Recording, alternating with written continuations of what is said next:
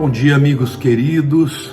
Eu estou começando hoje, nesse período que o Brasil está vivendo a crise, e eu então decidi que deveria falar nesse momento sobre o poder do jejum.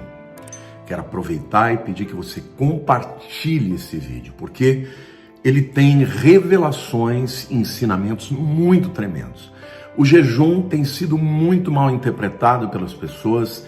As pessoas fazem simplesmente o jejum sem entendimento espiritual e, portanto, esta palavra ela é fundamental para todos vocês que desejam entrar em guerra, porque, queridos, a Bíblia diz que há tempo para todas as coisas debaixo dos céus. E a Bíblia também diz que nós precisamos discernir o tempo em que vivemos, para que a gente possa vencer todas as lutas que nós enfrentamos na nossa vida. O momento mundial hoje é um momento de olhar para dentro, de se quebrantar, de buscar a Deus, e o jejum é uma prática super saudável e libera um poder extraordinário. Para que a gente possa entender bem sobre o poder do jejum, eu quero começar falando sobre o propósito do jejum, ou os propósitos do jejum. O primeiro propósito do jejum, irmãos, é nos levar à humilhação. Nós vivemos num tempo em que esta palavra que eu estou trazendo está na contramão da história. Por quê? Porque as pessoas, na verdade, estão querendo se exaltar. As pessoas querem ter o máximo número possível de seguidores no YouTube. As pessoas querem mostrar as marcas que elas vestem, o poder, os carros. Ou seja, as pessoas não bastam usufruir das coisas, elas hoje querem mostrar poder, E mesmo no meio da igreja, a gente percebe que existe uma tendência da exaltação, autoexaltação do homem. Mas a Bíblia diz que o que traz poder espiritual é a auto-humilhação. Mateus capítulo 23, versículo 12, Jesus diz: quem a si mesmo se exaltar, será humilhado, e quem a si mesmo se humilhar, será exaltado. Portanto, a metodologia de Deus é diferente do mundo. No mundo você tem que se exaltar para conseguir um espaço. Na vontade de Deus você tem que se humilhar para que Ele possa te exaltar. Mateus capítulo 18, versículo 4, Jesus também diz: portanto, aquele que se humilhar como esta criança, esse é o maior no reino dos céus. Portanto, quando a gente jejua com a finalidade de nos quebrantarmos e nos humilharmos na presença de Deus. O apóstolo Tiago, no capítulo 4, versículo 10, diz assim: humilhai-vos na presença do Senhor e Ele vos exaltará. O apóstolo Pedro, na sua primeira carta, capítulo 5, versículos 6 e 7, diz o seguinte: humilhai-vos, portanto, sob a poderosa mão de Deus, para que Ele, em tempo oportuno, vos exalte, lançando sobre Ele toda a vossa ansiedade, porque Ele tem cuidado de vós. Queridos, o momento que nós vivemos é um momento de nós nos humilharmos perante Deus e buscarmos a sua face e pedimos misericórdia a Ele, para que Ele nos ajude, e a promessa de Deus é que Ele vai cuidar de nós, A sequência do versículo, humilhai-vos sobre a poderosa mão de Deus, para que Ele em tempo oportuno vos exalte. O apóstolo Pedro segue dizendo: lançando sobre Ele toda a vossa ansiedade, porque Ele tem cuidado de vós. O que Pedro está dizendo é que quando nos aproximamos diante de Deus e humildemente dizemos para Ele: Senhor, sozinho eu não vou conseguir, mas se o Senhor intervier na minha vida, eu serei abençoado. E tem muita gente ansioso por causa da economia, porque os negócios estão parando, porque a bolsa está enlouquecida. Tem muita gente que está muito preocupado. Por quê? Porque a economia está sendo abalada.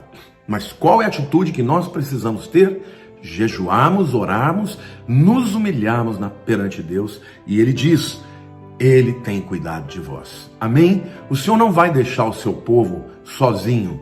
O Senhor não vai deixar o seu povo à mercê de si mesmo, ou do azar, vamos dizer assim. Ele cuida de todos quantos se humilham perante Ele e o buscam e buscam a sua face. Então, o jejum tem como objetivo principal, meus queridos, nos humilharmos perante Deus, porque quando nos humilhamos perante Ele, Ele nos exalta e nos abençoa. Em segundo lugar, eu quero falar de alguns exemplos históricos em que o povo de Deus se humilhou com jejum.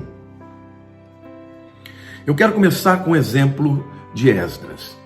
Quando os persas destruíram a Babilônia, o povo de Israel estava cativo na Babilônia. Mas o imperador Ciro, como muitos sabem, ele deu a ordem para que o povo de Israel pudesse voltar. Tá? O decreto foi assinado por Ciro.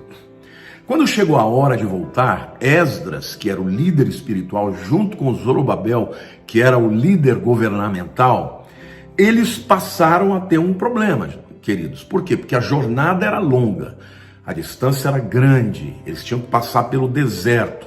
E eles estavam ali levando mulheres, crianças, levando mantimentos, levando todos os utensílios sagrados do templo de Jerusalém que haviam sido roubados, levados por Nabucodonosor.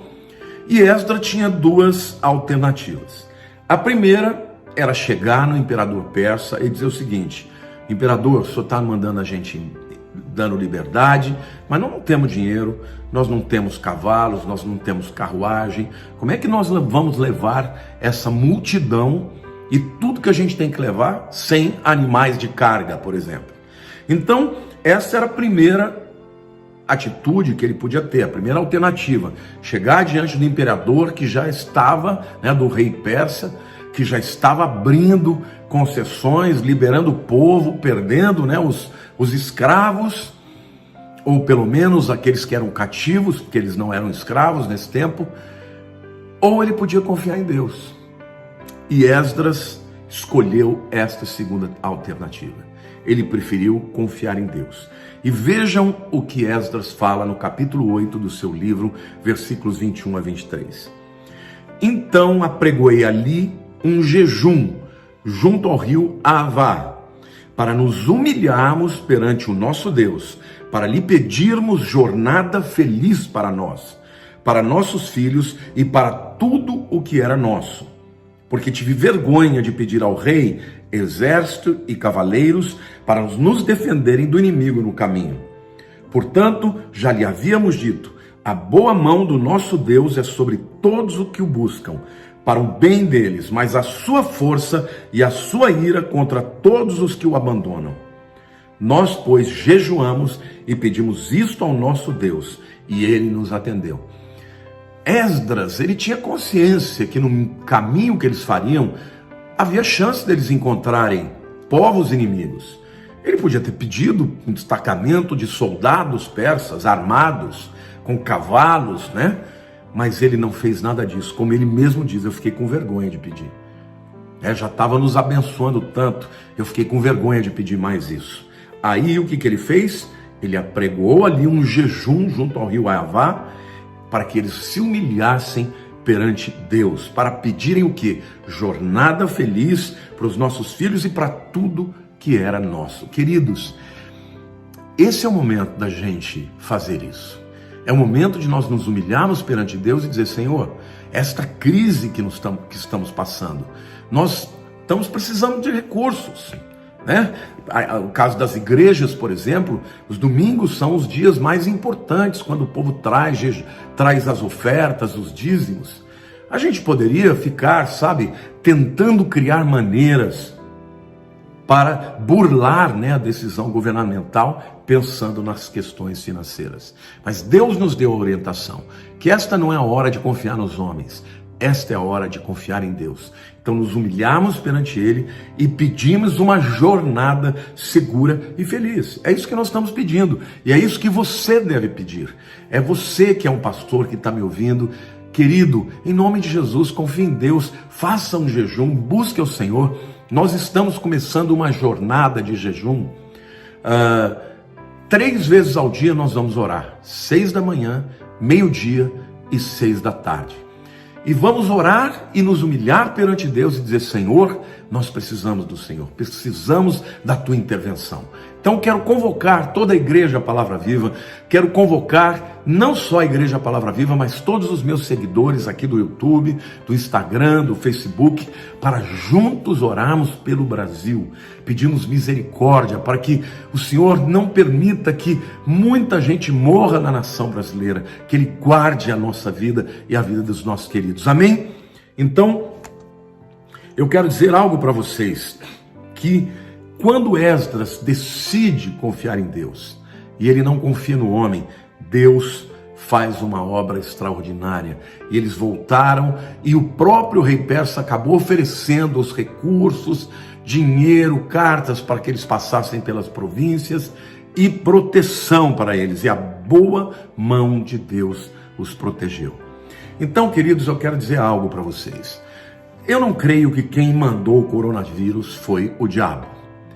Estas coisas já estavam preditas na Bíblia. Elas vão acontecer. E estamos vivendo agora o prenúncio da grande tribulação, o princípio de dores. Então nós vamos passar por momentos assim.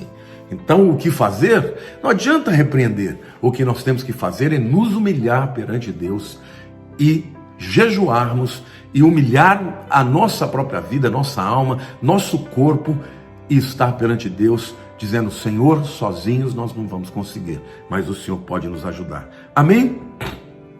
Eles fizeram isso jejuando e orando, e Deus interveio e os ajudou muito. O segundo exemplo que eu quero usar é o exemplo de Josafá, o rei Josafá. O rei Josafá, ele lá em 2 Crônicas capítulo 20, versos 12 a 15, nós lemos uma história que conta que Josafá estava cercado por 3 nações muito poderosas que vinham para invadir Israel: os Moabitas, os Amonitas e o povo do Monte Seir. Eles se juntaram e estavam já diante dos olhos dos judeus, que já estavam vendo o povo vir, e nesse momento nós vamos ler, Josafá também recorreu ao Senhor, ao jejum, e se humilhou perante Deus, e vejam o que aconteceu. Ah, nosso Deus, acaso não executarás tu o teu julgamento contra eles? Porque em nós não há força para resistirmos a essa grande multidão que vem contra nós. E não sabemos nós o que fazer. Porém, os nossos olhos estão postos em ti. Todo Judá estava em pé diante do Senhor, como também as suas crianças e as suas mulheres e os seus filhos. Então veio o Espírito do Senhor no meio da congregação sobre Jaziel, filho de Zacarias, filho de Benaia, filho de Jeiel, filho de Matanias, levita dos filhos de Asaf, e disse: dai ouvidos, todo Judá, e vós, moradores de Jerusalém, e tu, ó rei Josafá, ao que vos diz o Senhor: não temais, nem vos assusteis por causa desta grande multidão, pois a peleja não é vossa, mas de Deus. Queridos, qual foi a chave da vitória de Josafá? Porque eles foram para o campo de batalha, só que ao invés de guerrear, eles começaram a adorar e cantar a Deus, e jejuando, e o Espírito de Deus veio sobre aquele arraial, e fez com que um espírito de confusão entrasse nos inimigos, e eles começaram a se matar uns aos outros, e a vitória veio para Josafá e para Judá, sem que o povo de Israel tivesse que mover uma palha. Aí você vai dizer: pastor, mas isso faz tanto tempo. Saibam vocês que na guerra dos 6 dias, quando Israel estava cercada dos inimigos, eles não tinham, os inimigos invadiram Israel de maneira que pudessem obliterar, destruir Israel definitivamente. Sabe o que aconteceu? Os próprios relatos dos inimigos dizem que os canhões não funcionavam, a comunicação entre eles não funcionava, e simplesmente eles ficaram tão confusos que deu tempo do povo de Israel, e em 6 dias a resposta de Israel fez com que Israel não só vencesse a guerra, mas conquistasse uma porção muito maior do território que tinham até então. Então, meus queridos, o segredo, a chave para nós passarmos por esse momento difícil, não está na nossa força para resistir, para enfrentar as grandes multidões. temos que fazer a nossa parte, né? Não tentar a Deus, não ficar em grandes multidões, em grandes grupos. Nós cancelamos os cultos, mas a nossa confiança, a nossa esperança está em Deus. Em terceiro e último lugar, eu quero falar sobre o jejum na vida de Jesus. Lá em Mateus capítulo 4, verso 1, a Bíblia diz assim: a seguir, foi Jesus levado pelo Espírito ao deserto para ser tentado pelo diabo. E depois de jejuar 40 dias e 40 noites, teve fome. Jesus foi batizado no capítulo 3, o Espírito Santo veio sobre ele, ele ouviu a voz do céu dizendo: este é o meu filho amado, em quem me comprazo, em quem me alegro. E Jesus então sai dali cheio do Espírito. Mas o Espírito Santo conduz para o deserto para ser tentado pelo diabo. Porque sendo aprovado nessa tentação, ele podia começar o seu ministério com autoridade. Então, antes de qualquer coisa, ele deveria saber que para cumprir a sua missão, ele teria um inimigo muito poderoso, que iria muitas vezes tentar impedir que ele cumprisse a sua missão. E Jesus não encarou aquela tarefa de enfrentar o diabo como se fosse uma coisa qualquer, sabe? Ele entendeu que era uma briga séria. Então, por isso, ele se humilhou, ele jejuou durante 40 dias e 40 noites, e quando terminou de jejuar, Deus permitiu que o diabo viesse. E quando o diabo veio, Jesus estava pronto para vencê-lo pela palavra. Amém?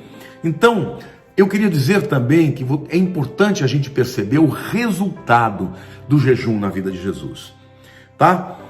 Lá em Lucas capítulo 4, versículo 1, a Bíblia diz assim: então Jesus, no poder do Espírito, regressou para a Galileia, e a sua fama correu por toda a circunvizinhança, e ensinava nas sinagogas, sendo glorificado por todos. Vejam, os versos 14 e 15 falam do momento em que Jesus já tinha jejuado. Ele já tinha acabado o jejum de 40 dias, já tinha enfrentado o diabo, e aí ele foi para Galileia para começar o ministério. E a Bíblia diz que ele estava no poder do Espírito. Mas no capítulo 4 de Lucas, versículo 1, a gente vê Jesus antes do jejum. E a Bíblia diz assim: Jesus, cheio do Espírito Santo, voltou do Jordão e foi guiado pelo mesmo Espírito no deserto. Então, quando ele sai do batismo, ele está cheio do Espírito. Mas depois que ele jejua, meu querido, a Bíblia diz que ele, no poder do Espírito, regressou para a Galileia. Então, ele não estava só cheio do Espírito agora. Depois do jejum, depois de ter vencido a fome, a carne, ele literalmente estava no poder do Espírito. Então, em outras palavras, meus queridos, o jejum na vida de Jesus liberou o poder do Espírito Santo que estava nele, tá? Então, uma coisa é você estar cheio do Espírito Santo, outra coisa é você operar no poder do Espírito Santo. E quando começou o seu ministério, ele operou no poder do Espírito Santo depois de 40 dias de jejum, 40 dias e 40 noites. Amém? Eu quero concluir esta palavra dizendo que nós precisamos jejuar nesse tempo. Você precisa jejuar. Você está em guerra, meu querido. Se você não percebeu, o mundo está em guerra. Não leve esta circunstância como se fosse uma coisa sem perigo, sem problema. O inimigo é real, o problema é real, o coronavírus é real. Então vamos jejuar, vamos nos humilhar perante a mão de Deus, perante a presença de Deus, para que Ele no devido tempo nos exalte. Então o jejum é uma forma de nos humilharmos, e a promessa de Deus é que Deus exalta todos que se humilham perante Ele. Em outras palavras, meu querido, há um grande poder no jejum. Se você tem alguma área na tua vida para vencer, na tua vida pessoal, na tua vida familiar, na tua vida espiritual, na tua vida profissional, não existe melhor arma para lutar contra o inimigo do que o jejum e a oração. Amém? Então, se você entender isso, Deus vai operar grandes coisas na sua vida. E eu termino este vídeo conclamando a toda a igreja Palavra Viva e a todos os meus seguidores, que eu já considero um pouco como minhas ovelhas, né? Porque a ovelha tem que permitir que eu seja pastor delas. Mas muitos de vocês dizem: pastor, você é meu pastor, você tem pastoreado a minha alma. Então eu quero desafiar você que tem considerado este pastor que vos fala como um líder na sua vida, um líder espiritual, ou como um dos pais que Deus levantou. Vamos jejuar. Na nossa igreja, estou conclamando a todos para jejuarmos e orarmos 3 vezes ao dia, 6 da manhã, meio-dia e 6 horas da tarde. A Bíblia diz do espírito da mortandade que vem ao meio-dia. Eu creio que esse espírito de mortandade é o espírito que está por detrás desta infecção e desta pandemia. Vamos resistir em nome de Jesus, nos humilhando perante Deus e orando 3 vezes ao dia. Amém? Amo vocês, conto com a sua ajuda e vamos juntar as nossas mãos virtualmente, espiritualmente, porque Deus é conosco, lançando sobre Ele as nossas ansiedades, porque Ele tem cuidado de nós. Um beijo grande no seu coração. Por favor, compartilhe essa mensagem, porque é de utilidade pública para todo o povo de Deus. Um beijo grande no coração de todos, em nome de Jesus.